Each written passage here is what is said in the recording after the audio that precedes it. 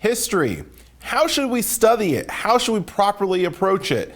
In the last year, the New York Times has launched their new 1619 project, an effort to reframe the understanding of American history. Not to be outdone, the president recently announced the 1776 Commission, aimed at teaching a patriotic history. But are these the correct way to approach our history? And if not, how should we do it? Dr. John Fia is a professor of history at Messiah College, author of numerous books, and he joins us today to break down those questions and more. That's all coming up right here, right now. I'm Sam Chen, and this is Face the Issues.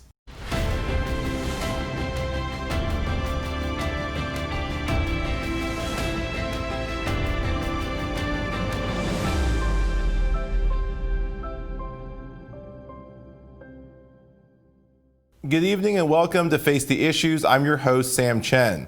History is nothing recent, no pun intended, but it has been thrust back into the limelight in recent days.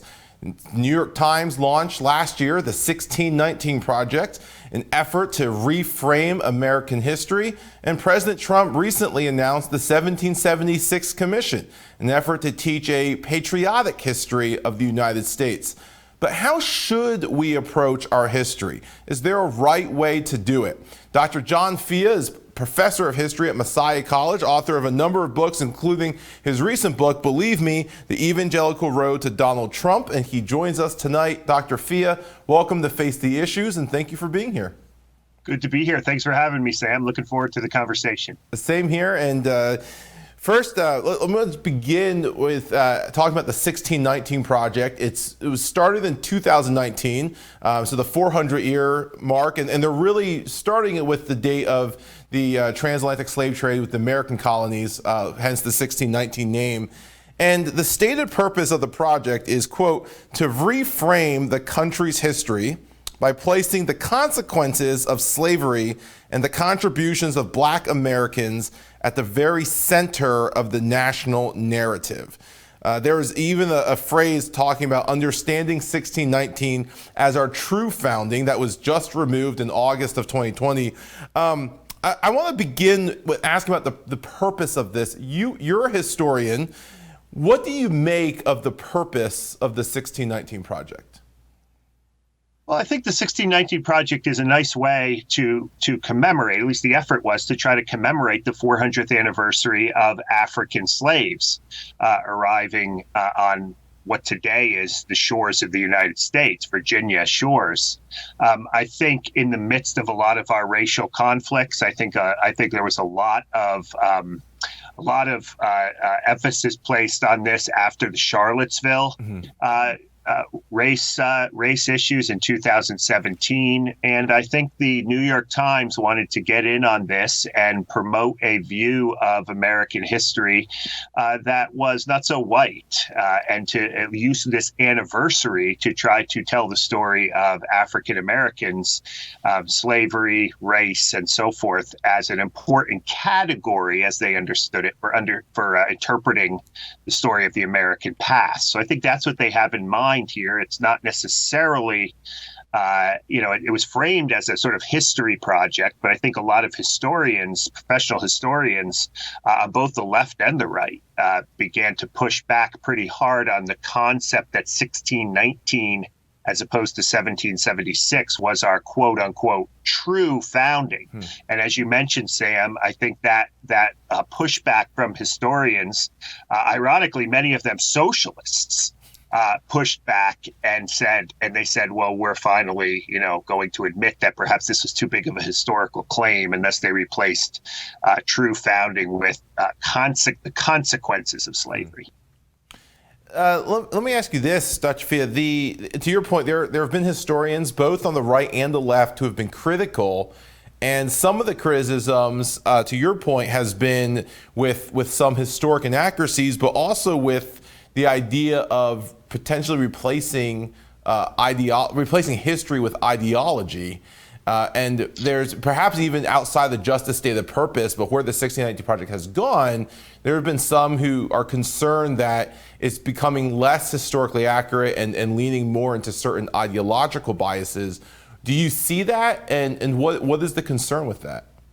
I think the ideological concern, I think, is right, in the sense that, the 1619 Project can be interpreted in a kind of reductionist way. In other words, reducing everything to one category of analysis. Certainly, the founding fathers, believe that African Americans were slaves, were somehow inferior to white men. Thomas Jefferson made this very clear, for example, in his 1780s book on the Notes on the State of Virginia. But when we think about studying history, we want to think about the complexity of the past. And I think what the 1619 Project does is it kind of reduces human motivations to just simply one category. I will be the first to defend the idea that race should be one of those many categories that we use to understand history. But the 1619 Project seems to want to make that the only category for understanding the American experience. And that kind of misses out on some of the complexity that we historians like to talk about, some of the nuance.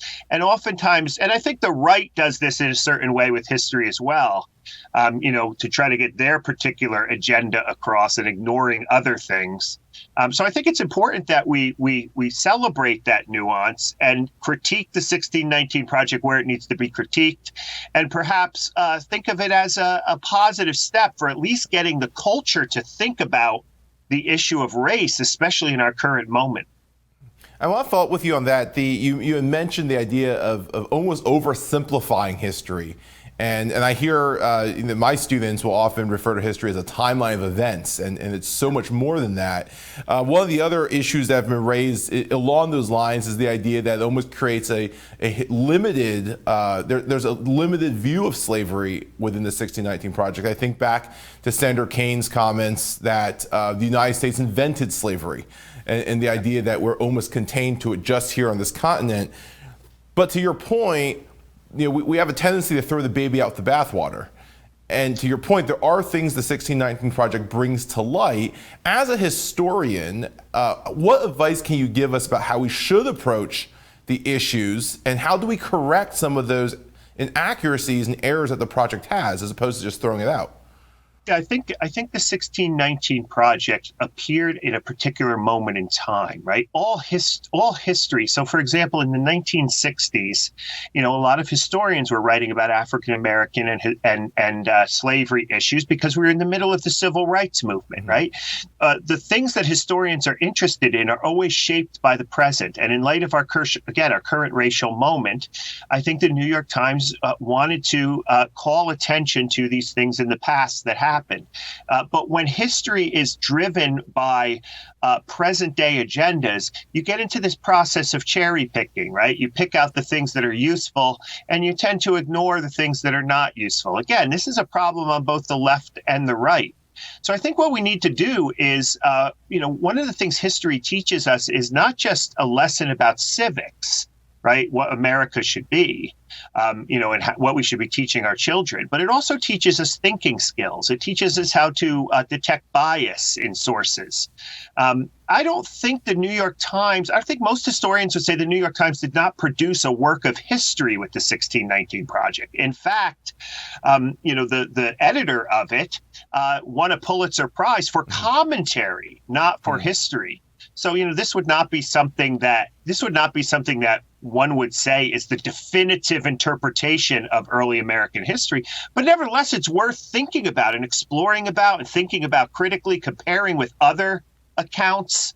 That's what happens in a history classroom, right? You look at different ways in which people are dealing with the past, and you develop certain thinking skills about complexity and nuance and context, and how to judge between two different sources that seem to be saying the same different things about a certain period of time. So I think it's useful, and if it's encouraged a discussion in this country about race, which it certainly has, and has helped us to think about what history means, like we're doing right now, I think it's a good thing, a good idea, a good kind of message to have out there in our sort of democratic life. I appreciate that comment on nuance and separating what things that make us think, and we can be led to thinking deeper without necessarily agreeing with with all the content within. Dr. Fia, let me ask you this: because it does bring issues of slavery to light, and when people start looking into it, realizing, I mean, this is America's original sin. This is something that has plagued us from the founding of our country. There is a lot of wrestling, and I see my students do this a lot as well, where they realize George Washington owned slaves. Yes, he freed them upon his death, but he owned slaves. You know, Thomas Jefferson had an affair with his slave. Patrick Henry famously called slavery an abomination, and yet owned slaves. And there's a tension that a lot of us are uncomfortable with. As a historian, how do you wrestle with that tension? How do you come to some kind of resolution with it? Sure. I think you live with the tension. I think you live with the moral complexity. What historians do is they take their students, their readers, whoever they happen to be, they're the people who come to their museum, right? They take them into a world that's very different from the world that we live in today. A world where one could say all men are created equal, and then look out the back window at Monticello and see dozens, if not hundreds, of slaves working in the fields. This was the world of the 18th century. And we like to say the past is a foreign country, right? They do things differently there. That doesn't excuse, say, white supremacy. White supremacy is always white supremacy, right? So it's not like, well, they just were, you know, that was their time, so we'll give them a pass. Because there were actually people in their time who were criticizing slaveholders. There were people in the 18th century who were criticizing Thomas Jefferson for owning slaves. In fact, one of his good friends later in life, John Adams, right?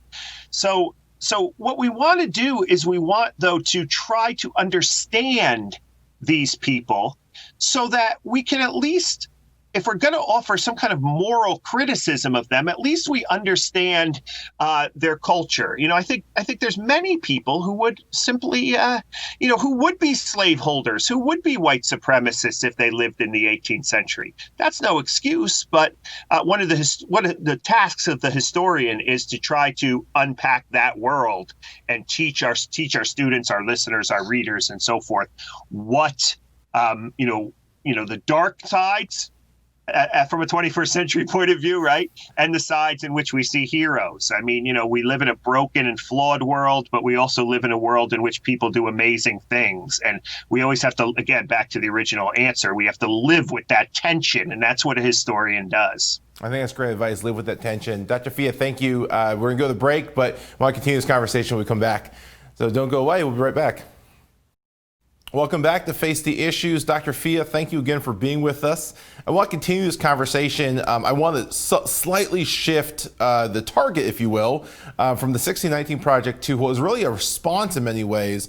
The president recently announced the 1776 Commission, and in their stated purpose, in his address from the White House, he said, the purpose of this is to defend the legacy of America's founding, the virtue of America's heroes, and the nobility of the American character. We want our sons and daughters to know that they are the citizens of the most exceptional nation in the history of the world. I want to start with the same question that we started with the 1619 Project, purpose. As a historian, what do you make of the purpose and direction of this commission?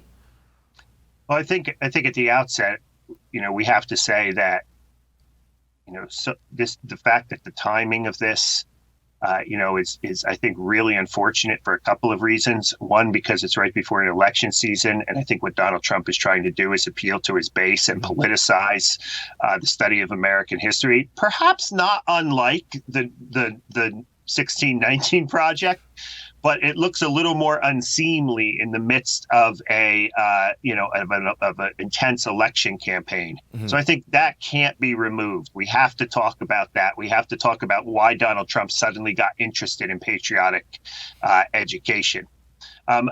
Now, I think the project itself is often framed as there's patriotic education, which is what the right is doing, and there's unpatriotic education, which is what the left is doing by calling attention to, say, slavery or white supremacy or race or the treatment of Indians and, these kinds of things. And I think that's a really unfortunate way of kind of framing it. It just it just turns history into a big political debate as everyone tries to find their own usable past that will work for them in the present. So I think that's what the 1776 Commission is trying to do. Now, there are some legitimate historians on that group. Wilfred Maclay, for example, Alan Gelzo, who both appeared at the press conference at the National Archives. I mean, these men are serious historians, and I think they would say what I said in the first segment about the complexity. They don't deny the fact that America has, an original sin, as you referred to, the original sin of slavery. But they think they're calling for a much more nuanced and complex history. And since they're reacting against the 1619 Project, it looks as if they're just valuing one side of the debate. I think some of the others who have politicized this, including Trump, really have no interest in history whatsoever.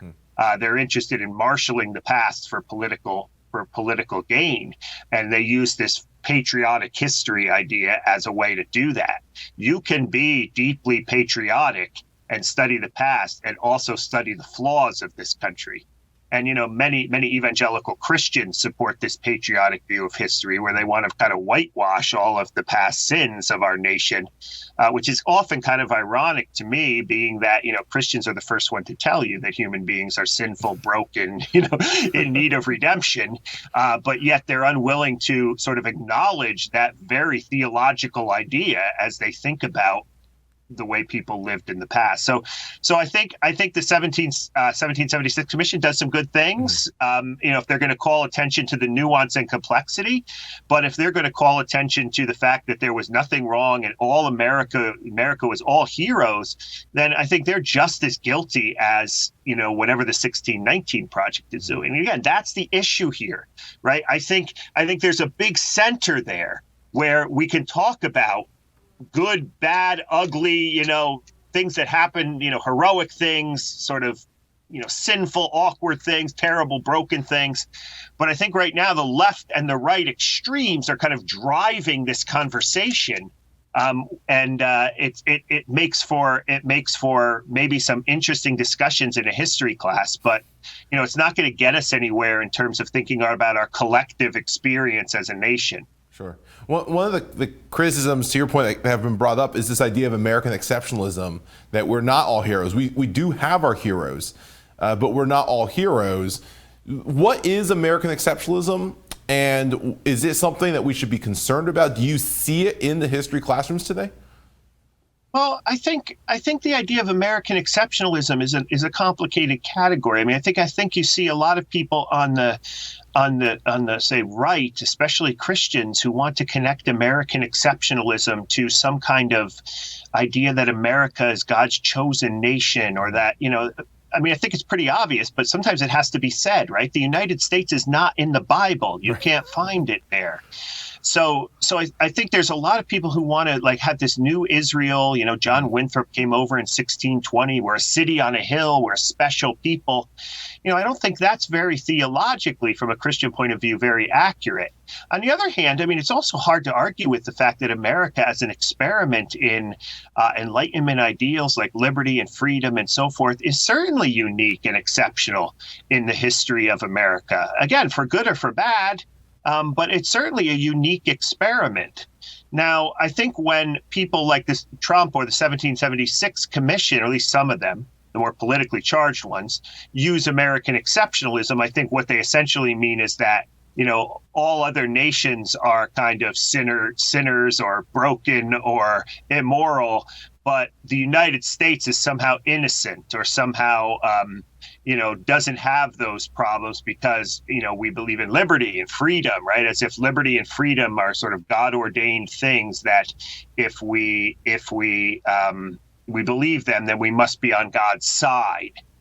So I think it's a much more secularized version of that kind of city on a hill idea. But nevertheless, it's that America is the greatest nation in the world, and it was created by certain heroes. and we must celebrate those heroes. And anytime we want to call attention to their flaws, we're letting down the country, or we're not being very patriotic. You made the point earlier about this being very politically charged, not necessarily the historians involved in it, but the driving forces behind it. It's just the president, the White House, and so forth. And to your point, the remarks that the president gave from the National Archives that day, really, I mean, he cites the burning of American flags. He cites the riots and protests that we see in the streets. He specifically calls it left-wing rioting and mayhem. He says the left has warped, distorted, and defiled the American story with deceptions, falsehoods, and lies. There's no better example than New York Times totally discredited 1619 Project, and so forth and so forth. And it's a lot of references to some of the political unrest that we're seeing right now. What is your concern as a historian about the politicization of history? What should we be concerned about with that? Well, like I said earlier, right? There's this propensity to just kind of care about history only to find what you need in it to advance whatever modern day agenda is. That's not how historians work. And Trump has proven to be a master, both at his July 4th speech at Mount Rushmore, but also in that speech that he gave announcing the 1776 Commission. Again, I think the left does the same thing. I think, the people at that National Archives event were very critical of Howard Zinn's book, A People's History of the United States, which is a very popular leftist version of history. And I think that has fundamental flaws, just like a lot of the stuff that's put out by the more patriotic right on these questions. So I think what the historian tries to do, although it's impossible to do it fully, but what a historian wants to do is to kind of go into the past and try his or her best to rid his or herself of any kind of political agenda. Now, again, it's never going to happen. We all approach the past from where we're situated, right? But truth telling requires you to tell the full story. So you're telling the story of George Washington. There's a lot of positive things you can say. There's also a lot of negative things. And of course, this complexity also sort of then should play into conversations about monuments and the way the public, history is presented in the public. So I think it's just a shame what's been happening. Again, what Trump did, I think, was purely political, and he took two very credible historians and basically used them to advance his agenda. Yeah, I think that we need to be careful the difference between history and political expediency. And I say that about our judiciary a lot. I say that about a lot of different issues, but I think that's a great observation. Well, a lot of people go into the past for a lot of reasons that may not be doing history, right? Just because you're interested in the past doesn't necessarily mean you're thinking like a historian in terms of complexity, thinking about things in context, studying change over time and contingency and why things happened, right? These are all the kind of skills, the thinking skills that a historian brings. And whether you spend your entire life studying history like me, or whether you just kind of take a few courses on it in college, these are important skills that we need for a democracy. Oftentimes we think about history's role in democracy as kind of civics, right? We need to make sure we're telling kids the right stories, as if by osmosis then, this of course assumes the kids are reading the books, right? And by osmosis, somehow it's gonna make them good citizens. I would argue that this complexity, putting the 1619 Project next to the authors of the 1776 Commission and having a discussion about that in a classroom, right? Thinking about contextuality and complexity and so on. Those kind of thinking skills are going to actually do much more to create more democratic citizens who are capable of understanding differing opinions. I couldn't think of a better pitch for why we should study history. Dr. Fia, thank you. Don't go away. We'll be right back. Welcome back to Face the Issues. Dr. Fia, thank you for your time and your insights today. I want to close by actually introducing your latest book. You've written several, but your latest book is called Believe Me, The Evangelical Road to Donald Trump. What is the book about, and what's the core of the argument you're making here? Sure. What I tried to do is I tried to make sense of historically why 81% of white evangelicals in the United States voted for Donald Trump in 2016, and I think probably will again in 2020, something close at least. And I tried to look at take the long view. Right, I'm a historian, so I tried to examine some patterns within evangelical political engagement that kind of led to Trump. As a historian, we all should have seen this coming. I was shocked that he won, just because he has no political experience whatsoever. But, why did all of these evangelicals vote for him? And in a nutshell, I think they placed politics of fear over a politics of hope, a politics of power over a politics of humility, and a politics of nostalgia, and this gets to our discussion today, over a politics of informed by good history. So it's out there. It may be irrelevant after November 3rd, I don't know, but it at least explains why evangelicals supported Trump in such large numbers. And to your point, whatever happens November 3rd, it's a part of history, and so certainly worth studying. How can our viewers get a copy of your book if they're interested? Yeah, it's available at all the major booksellers online. I give a pitch out here if you're in the Pennsylvania area to Byron Borger's Hearts and Minds books. He always has copies of them there in Dallastown, Pennsylvania. Great Christian bookstore, but it's available anywhere. Or you could go on my blog and thewayofimprovement.com and click the link, and you can get it that way. Right. The book again is Believe Me, The Evangelical Road to Donald Trump. Dr. Fia, thank you again for your time. We really appreciate you coming, and we look forward to having you back in the future. Great. Thanks. It was fun, Sam. Thanks. It was our pleasure. Thank you so much. That is all the time we have tonight. Thank you for tuning in, and continue this conversation with us online. Just use the hashtag #FaceTheIssues. My name is Sam Chen. On behalf of all of us here at Face the Issues, thank you and good night.